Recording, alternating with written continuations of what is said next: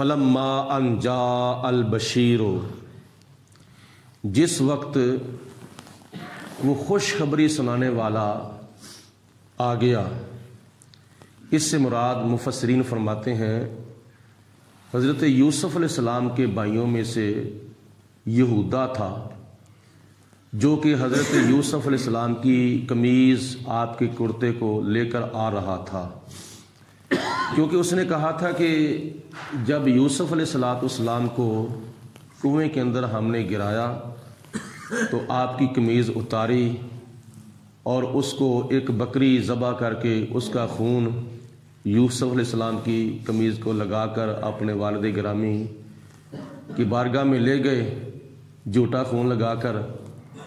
تو اب بھی یہ کام میں ہی کروں گا، خوشخبری بھی جا کے میں ہی دوں گا۔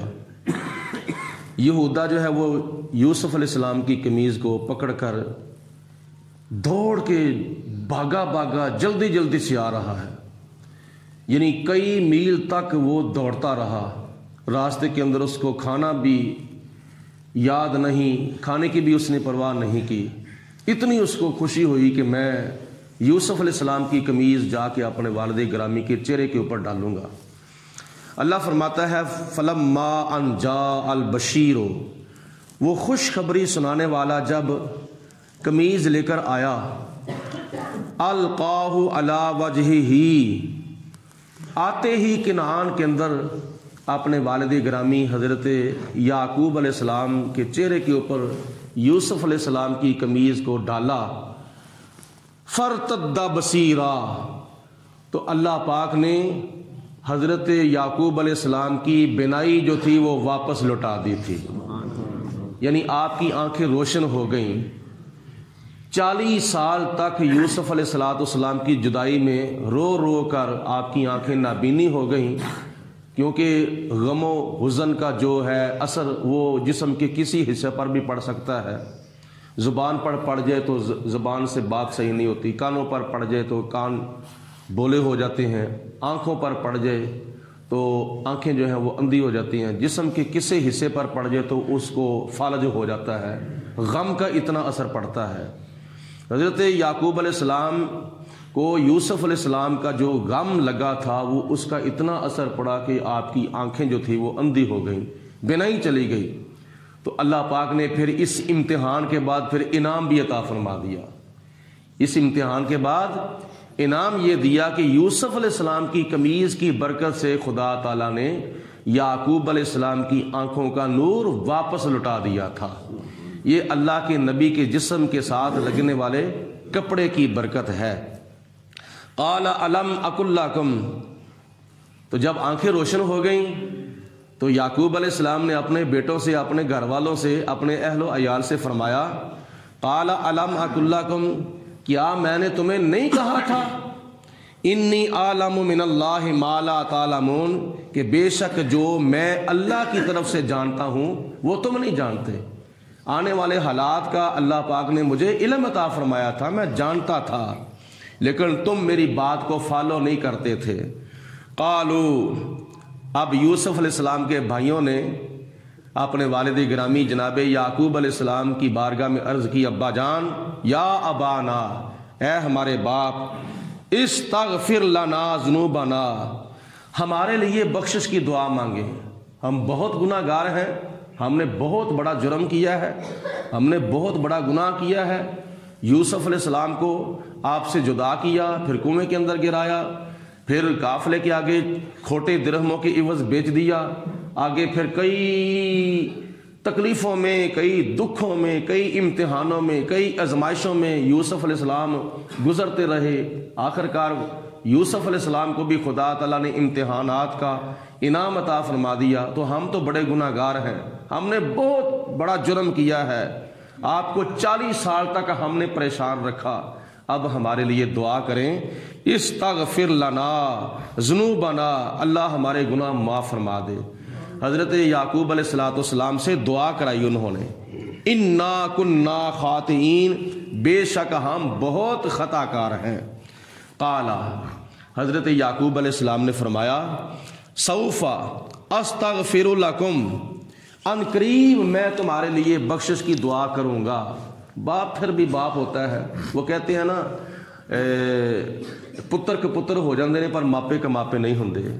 یعقوب علیہ السلام کے دل کے اندر پھر بھی رحم آ گیا، آپ نے فرمایا سوف استغفر لکم، ان قریب میں تمہارے لیے دعا کروں گا۔ اس وقت شام تھی تو اس وقت دعا نہیں کی، آپ کے فرمانے کا مقصد یہ تھا کہ میں تہجد کے ٹائم تمہارے لیے بخشش کی دعا مانگوں گا۔ انہو استغفر لکم ربی، اپنے رب سے میں ان قریب تمہارے لیے دعا کروں گا بخشش کی۔ انہو هو الغفور الرحیم، بے شک میرا رب جو ہے وہ بہت ہی بخشنے والا اور بڑا مہربان ہے۔ مفسرین نے لکھا ہے کہ جب انہوں نے اپنی غلطی کا اعتراف کر لیا، یوسف علیہ السلام کے سامنے بھی، مصر کے اندر تیسرے پھیرے انہوں نے اپنی غلطی کا اعتراف کر لیا تھا، ادھر کنعان کے اندر بھی بھائیوں نے اپنے والد گرامی جناب یعقوب علیہ السلام کے سامنے اپنی غلطی کا اعتراف کر لیا۔ تو جب یعقوب علیہ السلام نے اپنے بیٹوں کے لیے گناہوں کو بخشوانے کی دعا مانگی تو مفسرین فرماتے ہیں جناب یعقوب علیہ السلام کی دعا کی برکت سے اللہ پاک نے ان 11 بھائیوں کو وقت کا ولی بنا دیا تھا۔ خطا تو انہوں نے کی تھی لیکن معافی مانگی تھی، اور جب معافی مانگی تو خدا تعالیٰ نے معاف کر دیا۔ تو یعقوب علیہ السلام کی دعا کی برکت سے اللہ تعالیٰ نے ان کو مقام ولایت عطا فرما دیا تھا۔ فلما دخلوا علی یوسف، تو جب وہ چوتھے پھیرے پھر گئے، کیونکہ تیسرے پھیرے حضرت یوسف علیہ السلام نے اپنے بھائیوں سے فرمایا تھا کہ اب تم ایسا کرو، اپنے والد گرامی حضرت یعقوب علیہ السلام کو بھی لے آؤ اور ماں کو بھی لے آؤ، اپنے تمام اہل و عیال کو بھی لے آؤ کنعان سے مصر کے اندر۔ تقریباً جناب یعقوب علیہ السلام کا خاندان، سارے بیٹوں کی اولاد تقریباً 72 یا 73 افراد پر ان کی تعداد مشتمل تھی۔ تو یہ سارے کے سارے جب اونٹوں کے اوپر، سواریوں کے اوپر سوار ہو کر مصر کے اندر پہنچے تو جناب یوسف علیہ السلام اپنے والد صاحب کا اور اپنے سارے خاندان کا استقبال کرنے کے لیے مصر کے دروازوں پر پہنچے تھے، اور جب داخل ہوئے فلما دخلوا علی یوسف، جب وہ یوسف علیہ السلام کے پاس سارے پہنچ گئے، آوا الیہ ابویہ، تو یوسف علیہ السلام نے اپنے والدین کو اپنے پاس جگہ دی۔ وقال ادخلوا مصر، اور یوسف علیہ السلام نے فرمایا کہ اے میرے ابا جان، آپ اب مصر کے اندر داخل ہو جاؤ، انشاء اللہ آمینین، آپ اللہ تعالیٰ نے چاہا تو بڑے آرام سے، بڑے سکون سے، بڑی راحت و لطافت کے ساتھ یہاں رہیں گے۔ روایات میں آتا ہے کہ حضرت یعقوب علیہ السلام 24 سال تک پھر یوسف علیہ السلام کے پاس رہے۔ آخر کار وقت آ گیا یعقوب علیہ السلام کا، تو آپ نے وصیت فرمائی تھی کہ جب میں فوت ہو جاؤں تو مجھے ملک شام لے جا کر میرے والد گرامی حضرت اسحاق علیہ السلام کے پاس مجھے دفن کرنا۔ تو مفسرین نے لکھا ہے کہ حضرت یعقوب علیہ السلام جب پیدا ہوئے تھے تو 2 بھائی پیدا ہوئے تھے جڑواں، ایک یعقوب علیہ السلام اور ایک دوسرا بھائی ان کا پیدا ہوا تھا جن کا نام تھا حضرت عیس، حضرت عیس ان کا نام تھا، اور دونوں کی وفات بھی قدرتی طور پر اکٹھی ہوئی تھی، اور دونوں کو پھر ایک ہی قبر کے اندر حضرت یوسف علیہ السلام نے، یعنی اپنے والد گرامی کو اور اپنے چاچا جان کو حضرت اسحاق علیہ السلام کے پاس ملک شام میں جا کر دفن کیا۔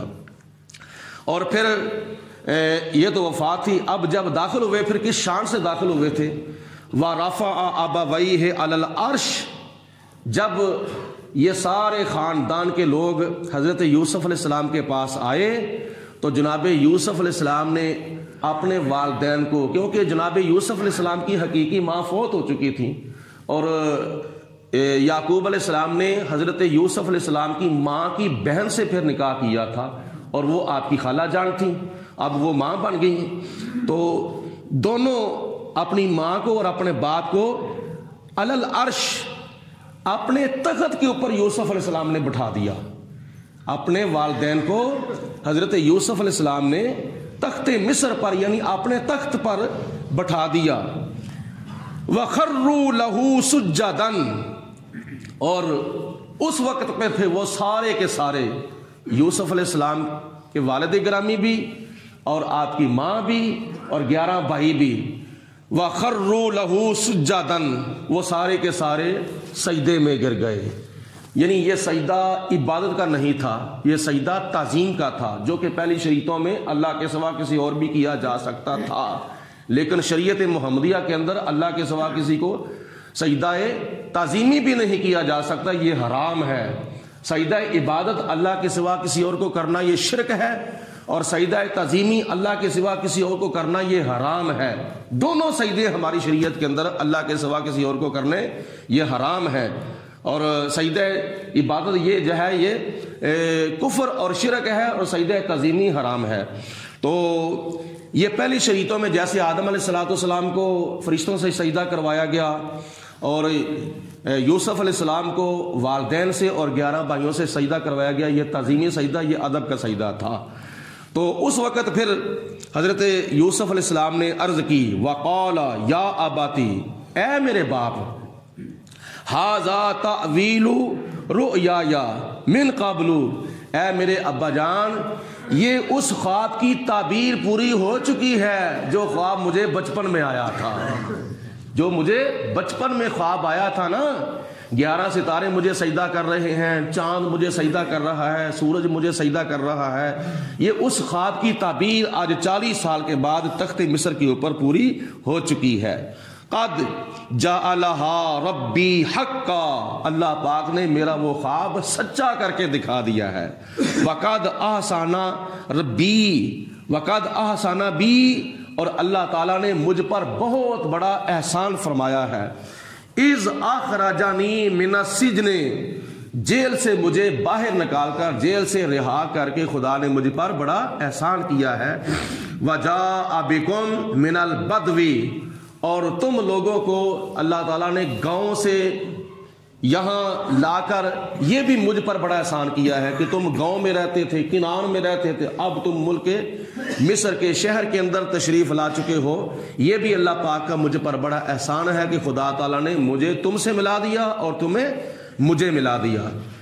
من بعد ان نزع الشیطان بینی و بین اخواتی، یہ جو میرے اور میرے بھائیوں کے درمیان جو اختلاف پیدا ہوا تھا، جو جھگڑا پیدا ہوا تھا، جو ناچاتی پیدا ہوئی تھی، اور یہ جو حسد پیدا ہوا تھا، یہ شیطان نے کیا تھا. یہ شیطان نے میرے بھائیوں کے دلوں کے اندر میرا حسد ڈالا، تو جس کی وجہ سے یہ نتیجہ ان کو بھگتنا پڑا. تو اللہ پاک فرماتا ہے کہ یوسف علیہ السلام نے اپنے والد گرامی کی بارگاہ میں تیسری بات یہ عرض کی کہ شیطان کے اپنا جھگڑا ڈالنے کی وجہ سے اور شر پھیلانے کی وجہ سے یہ معاملہ ہوا. تو اس کے بعد اللہ پاک نے پھر ان کے دلوں سے شیطان نے جو حسد ڈالا تھا وہ نکال دیا، اور اس طرح کے جھگڑے نفرتیں نکال دیں، اور میری محبت ان کے دلوں کے اندر اللہ پاک کی ذات بابرکات نے ڈال دی. ان ربی لطیف لما یشاء، اللہ پاک جس بات کو چاہے آسان فرما دیتا ہے، یعنی ناممکن کام خدا تعالیٰ اگر چاہے تو ممکن بنا دیتا ہے. انہ هو العلیم الحکیم، بے شک اللہ تعالیٰ بے حد جاننے والا بھی ہے اور حکمتوں والا بھی ہے. جب حضرت یوسف علیہ السلام اپنے والد گرامی اور چچا جان کو دفن کر کے واپس آ رہے تھے تو اس وقت دعا مانگی، ربی قد آتیتنی من الملک، یا اللہ تیرا شکر ہے تو نے مجھے حکومت بھی عطا فرمائی، مجھے بادشاہی بھی عطا فرمائی. وعلمتنی من تأویل الاحادیث، یا اللہ تو نے مجھے خوابوں کی تعبیر کا علم بھی عطا فرمایا. فاطر السماوات والارض، تو زمینوں اور آسمانوں کو پیدا کرنے والا ہے. انت ولی فی الدنیا والآخرہ، دنیا کے اندر بھی اور آخرت کے اندر بھی یا اللہ تو میرا مددگار ہے. توفنی مسلمن، یا اللہ مجھے حالت اسلام میں موت عطا فرما.